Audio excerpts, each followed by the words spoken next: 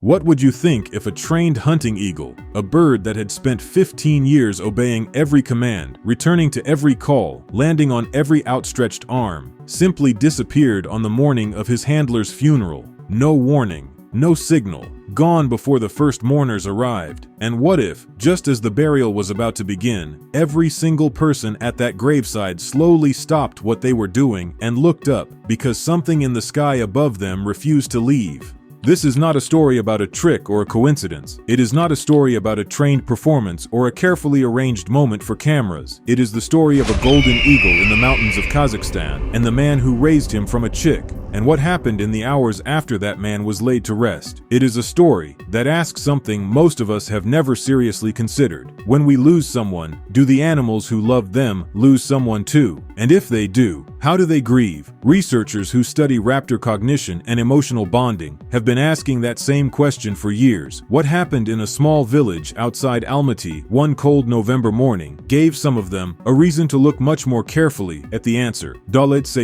had been an eagle hunter for most of his 67 years. He had learned the practice from his own father, who had learned it from his. In the tradition of the Kazakh people that stretches back over 4,000 years, eagle hunting, known as berkutchi, is not simply a skill. It is a way of life, a form of communication between species that requires years of trust building, patience, and an almost complete surrender of ego from the human involved. You do not dominate an eagle, you earn it, slowly, or you earn nothing at all. Daulet lived in the village of Turgen, nestled at the foot of the Tian Shan Mountains, about 60 kilometers east of Almaty. He was a quiet man, broad-shouldered, unhurried in the way that people become when they spend most of their life outdoors. He had a wife, Ainur, and 2 grown sons who had moved to Almaty for work, but came home often. The village knew him not as a remarkable man in the way cities produce remarkable people, not through titles or wealth, but simply as someone who had spent his entire life doing one thing with complete dedication and doing it with a kind of grace that other people noticed without always being able to say why. His eagle was named Zaman. In Kazakh, the word means time or era, and Daulet had chosen it because he told his sons, "An eagle makes you understand that you are only a small part of something much longer than yourself." Zaman had come to him as a young fledgling 15 years earlier. Daulet had trained him through the traditional method, slow, deliberate, built entirely on presence and repetition. He carried Zaman on his arm for hours each day in the early months, letting the bird grow accustomed to his weight, his scent, his breathing, the specific rhythm of his movement. He fed him by hand every single day. He spoke to him in a low, constant murmur while they sat together in the early mornings before the rest of the house was awake. By the time Zaman reached full maturity, a wingspan of nearly 2.5 meters, talons that could close around a man's forearm with the force of a steel trap, he was completely bonded to Daulet, not tamed in any diminished sense, not broken, but bonded. There is a difference, and any serious berkutchi will tell you so. A tamed animal does what it is told. A bonded one chooses, again and again, to return.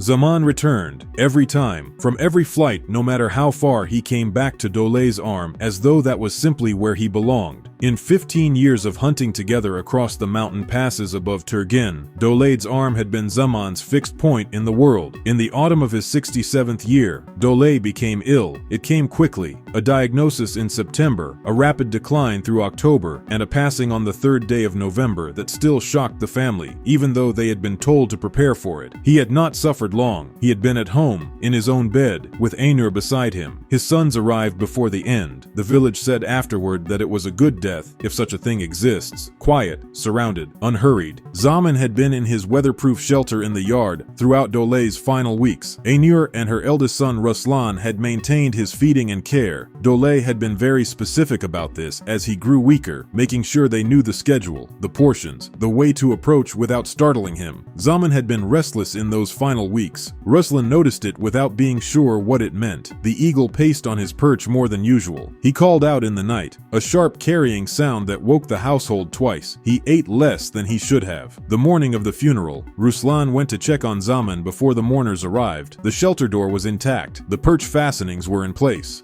but the eagle was gone. The only explanation Ruslan could find was a gap near the roof beam, one Zaman had never shown any interest in before, and that should not have been large enough for a bird his size to pass through. But the shelter was empty. Zaman was nowhere in the yard, nowhere on the roof, nowhere in the trees along the property's edge. Ruslan told his mother. They decided quietly not to tell anyone else yet. The funeral had to proceed. People were arriving. Ainur straightened her coat and walked out to receive them. The burial took place in the village cemetery at the base of the mountain. Nearly 200 people had come. Most of the village, relatives from Almaty, old hunting companions who had traveled through the night to be there. The sky that morning was the color of slate, heavy with cloud, the kind of cold sky Kazakhstan produces in early November that feels like the world pressing down. The prayers were read, the words were spoken. Ainur stood very still throughout it all, as she had stood still through everything in the past weeks, contained, present, carrying it privately, in the way she always had. And then someone at the edge of the gathering looked up, then someone else, then slowly,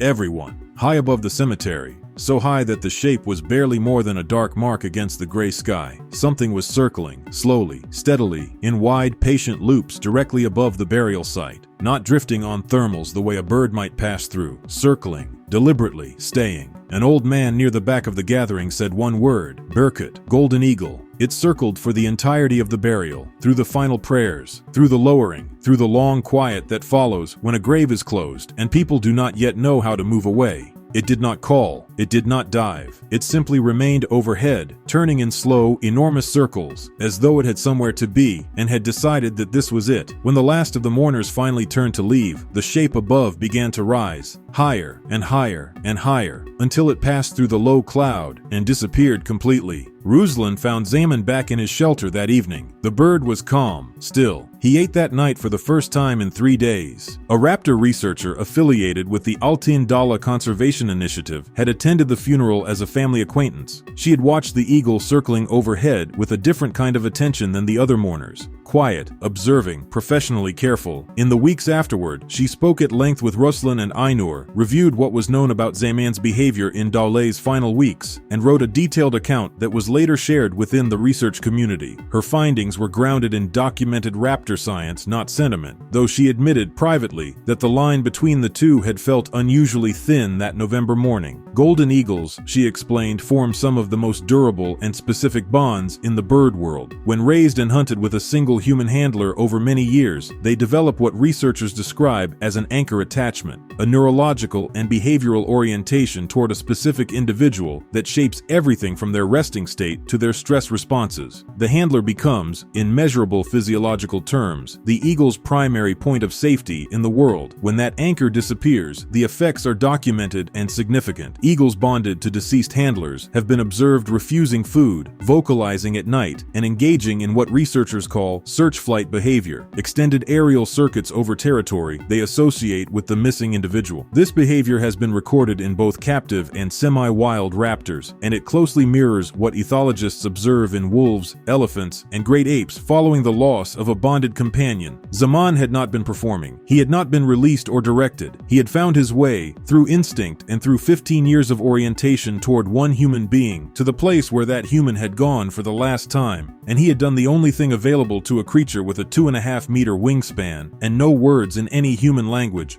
He had stayed overhead until it was finished. Then he had come home.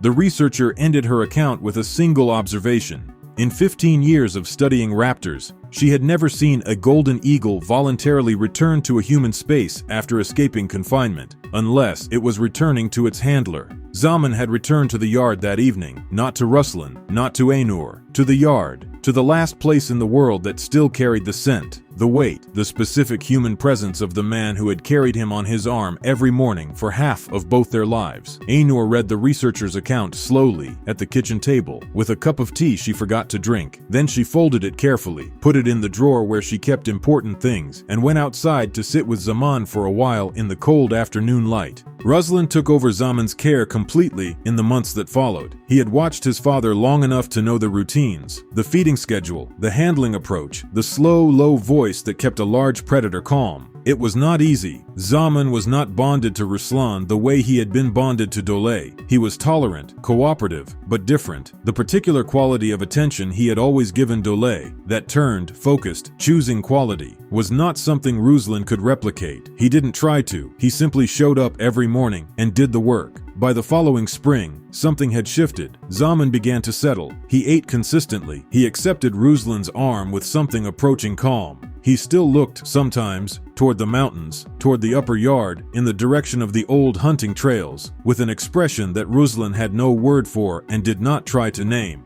The family chose not to retire Zaman or pass him to another hunter. He remained at the house in Turgan. On the wall above his shelter, Ruslan hung a photograph. Daulet in his hunting coat, arm outstretched, Zaman landing against the mountain sky. The image was taken 15 years earlier, near the beginning of everything. Zaman, in the shelter below, could not see it. But Ruslan felt, in a way he never tried to explain to anyone, that it mattered to have it there. Some loyalty does not end when life does. Some bonds simply change their shape and keep holding. If this story reached something in you today, share it with someone who is carrying a loss they haven't spoken about yet. And if you want more stories that remind you how quietly extraordinary this world can be, you already know where to find them.